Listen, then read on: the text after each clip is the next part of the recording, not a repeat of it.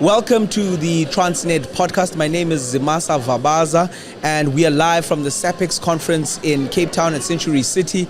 And we're unpacking different aspects of the conference from the perspective of Transnet as a large player in the supply chain management space. SAPEX actually stands for the South African Production and Inventory Control Society, but I've got a special guest who's going to unpack a lot of this, as well as the broader message of forward-thinking supply chains and what that actually means in literal terms on the ground. Now, Transnet, being a diamond sponsor of this conference, is hoping to get the message across that simplifying processes will ultimately increase supply chain stability. Today, I am joined by MJ Schoemaker, who is the big boss lady at the top. The big boss lady at the top. Who's going to unpack everything for us. MJ, how are you doing? How's everything? How's the conference? Everything's great. I'm absolutely loving it. And I just want to throw in here, thank you, Transnet, for being a diamond sponsor. We really appreciate it. Without sponsorship, this would not be possible. Amazing. Now, let's get into the meat. What is SAPEX? Why is it important? So SAPEX is actually the professional body of supply chain management. We actually changed our name a while ago.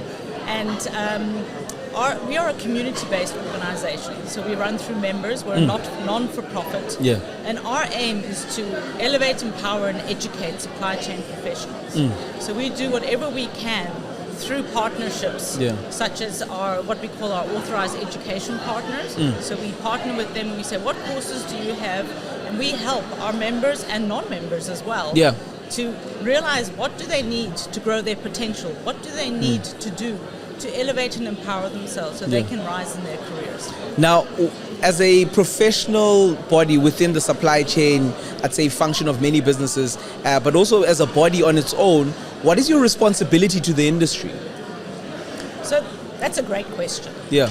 And I think we have a responsibility as well as all other associations that are related to the industry, because what we should be doing is ensuring that we help those industries grow the economy and bring Africa and South Africa back to where we would like it to be. So looking at that and thinking about that, just education is one of the threads that you always find through this type of thing, saying, why are things not working? Because people are not skilled. People need to be reskilled, or they need to learn, or they need to change the way they manage their business. Your previous interview was supplier relationship management. Yes. You know, the old way of doing it was like, okay, I'm going to press you as hard as I can.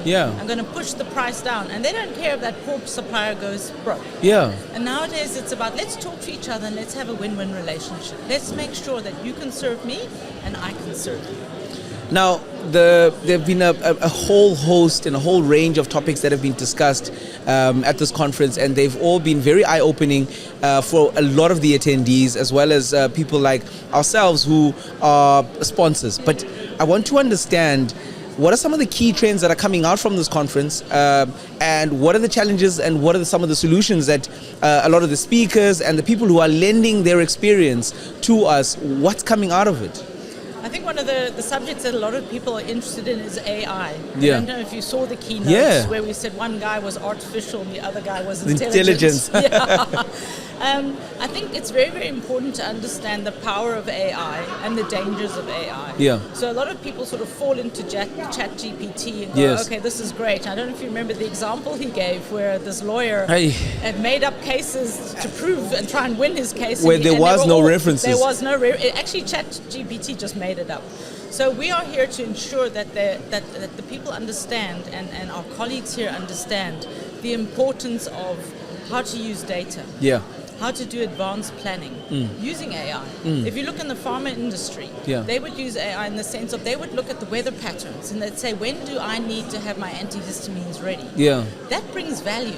Right? That's something that you can make sure you don't carry too much inventory. And we have a very strong presence this year and last year actually of the healthcare organizations, USAID, Village Reach, some of them are sponsors, and we are also responsible to ensure that people get medicine. We're saving lives. Supply chain saves lives. I just did a panel now on women leadership. So helping and collaborating, make sure that we all help each other to rise where we want to be. Gender parity. Absolutely. Yeah. You know, so that there are so many, and then we brought in finance. Yes. So a lot of conferences like that, they don't talk about finance, they don't talk about insurance. It's always too strategic sometimes. Yeah, and you need to make decisions with financial knowledge. Yeah. You can't just say, I'm going to order 100,000 of these things, Yeah. but you don't understand the impact that it has on the Inventory business management. and on the GP. Right? You're running a business. Yeah. So we've tried to cut across all these different elements so that our supply chain colleagues and anyone else who's here, they don't have to be supply chain people, right? Yeah. That they get a well-rounded sense of what it means to be in the supply chain space. Amazing. Let's bring it down to small businesses. Let's bring it down to our sort of medium-sized businesses, our SMMEs. The environment for SMMEs is always ever-changing. Yes. And a lot of I'd say businesses within that space feel angsty. They feel anxious about how fast the nature of the work that they have to do impacts on them every single day and their bottom line. How does this conference assist small businesses and SMMEs to get to understand what needs to be done now and how they need to rejig themselves to future-proof themselves? Yeah. So what are they doing today while they're thinking about tomorrow? 100%. Right. So we had a really good summit on Friday, which is a part of this conference, where we looked at the PwC survey, the CEO survey for 2023. And what we found there is that, you know, a lot of the CEOs, they're basically saying evolve or die. Whoa. So there were 4,500 CEOs that were interviewed across 105 countries. And they basically said, no matter what size your business is, if you do not evolve, you will not be here in the next 12 months, maybe in the next 5 years. Whoa. So that's hectic. Brutal. I mean, even the big companies and corporations are getting scared, not just the smaller businesses. And I think the smaller businesses, of course, they always have the cash flow struggles, watching their GPs. They can't have so many people on board. They need to do a lot of the work themselves. But if they look a little bit broader and for example, the webinars that SAPIX does, you can become a member of SAPIX for 1,000 Rand a year as an individual member. Yeah. And you can join our webinars. And we will explain things, and you will tell us, I need to know about this, I need to know about. You can even call us and say, I need to know about what are the risks I need to be looking out for. How do I set up a risk management concept and framework, strategy? yeah. How do I do that? And we will pass you to someone who knows how to do that, and we will help you. So that's a really important role of SAPIX, because we're not for profit. We want to help small businesses and not just big businesses. And we have a lot of partnerships with big businesses and say, hey, can you help this guy? Here's a little guy. Here's a little guy. Yeah. Can we help him? How can we do it? I work with a lot of SMEs. Yeah. You know? I come from corporate, Yeah. but I want to help the SMEs because that's what builds our economy. Yeah. The big guys help us, but the small businesses, if you think of load shedding, a hairdresser can't even blow dry someone's hair. Yes. So you have to walk out of there and your hair's dripping wet. Yeah. How does that person stay in business, right? Yeah. So that's and I had a client who was working on Excel. Yeah. And I said to him, you know what? There's some very, very basic inventory management software. You do not have to go for the big ones. Don't get a Rolls Royce if you just need a bicycle. Just get a car that moves you from A to B. And we got them a very cheap, Yeah. simple inventory management system. We taught them how to use it. And I spoke to them after COVID, and they said if we had not had this software, Wouldn't have made it. we would not have made it because we had no transparency of what was going on in our business. They're very cheap, low-cost ways of helping yourself. You just need to get informed. Now, why is it important for an organization like Transnet to be a sponsor of conferences like this, and specifically SAPIX? Why is it important? So we did this in collaboration with SAF, the South African Association for Freight Forwarders. And I actually spoke to Juanita, the CEO, and I said to her, this is such a no-brainer that we are actually working together. We should have done this a long time ago. Yeah. And it's really because we want to partner with the likes of Transnet. We know that there's a lot of problems in Transnet, right? Let's not hide from it. It's the case. But how do we help? It's no point criticizing. It's better to work together to say, what can we do better? Best practice. Best practice, and we have best practice. We can teach them, okay, what are the skills that their people need? because you can't look at the whole organization and say, oh, you all don't know what you're doing. I think there's a lot of people that know what they're doing, but they're not being supported correctly. They might not have the right skills. Frameworks, yes. And I don't know if you saw the keynote we had on Monday, the second one, where we had the PMO of projects, the head of project management. And we are holding them accountable. Did you see the ICU? The dashboard is red.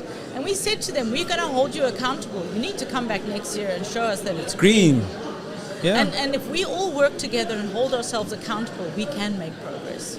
Now, where is the future, or what does the future for supply chain management professionals look like in the future, and what are we going to do to get there? Okay, so if you look at the World Economic Forum, they issue a lot of reports.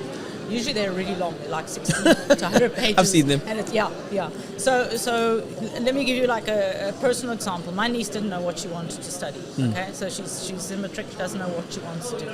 So I took this report and I said, what are the future jobs?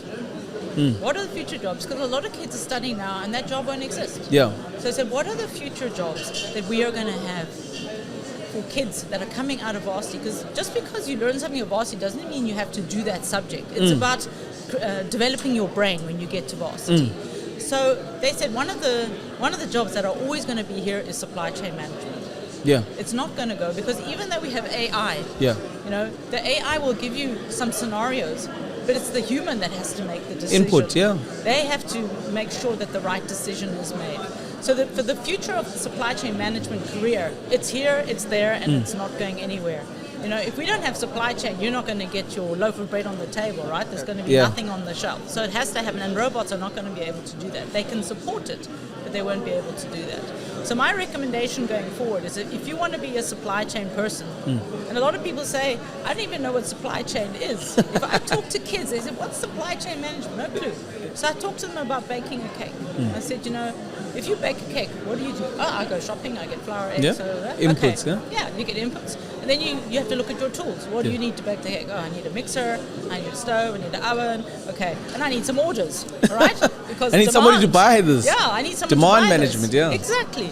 So I need to plan my demand, I need to go get my demand, I need to create my demand, and then I need to go buy my stuff. Yeah. And then the customer calls me and says, I don't want 2 chocolate cakes, I want 1 chocolate cake and 1 vanilla. And you've already gone shopping. Yeah. Okay, what am I going to do? So you go back to the shop and you go and fetch it, right? You start making your 2 cakes and you tell your customer, the lead time's a bit longer because I had to go back to the shop and get more ingredients, right? So they do that, and then one of the ovens break, and they have to bake 2 cakes. So what do they do? I'm going to call my neighbor and I'm going to ask them if I can use their oven. That is supply chain management. Yes. Very simply Very said. simply. Very simple. You're a problem solver. You need to analyze. You need to understand your You got to be agile. You got to talk to procurement. Yes. You have to talk to your suppliers. You have to be agile. Build relationships. Yes, and I love agile. And you have to understand your risks. Your risks are, even if your 2 ovens were working, load shedding will happen and then your oven's not working. Then what are you going to do? Maybe get a gas oven. Get a gas oven, or you check with Eskom's push which area that doesn't have load shedding and go bake your cake there. So that's really what supply chain management is about. So if anyone, and it's fun. It's a hell of a lot of fun. You make it so much fun, MJ. And I want to thank you for you giving us your time. It's very precious. Everybody's time is very precious. But I also want to thank you for the insights that you've given us, and also the understanding of what SAPEX does, why it's important to the industry, and where we want to go with an organization like SAPEX, and why it's important for Transnet to be here and to be a diamond sponsor of this, because we want to keep this dialogue, this conference going, and we want these conversations to be had and to create the platform for them. So thank you, boss lady, for thank you, boss lady, for boss interviewer. for being here, for giving us your time, and I hope that the rest of the conference is as good as this interview was. Thank you. This interview was brilliant. Thank you. Cheers.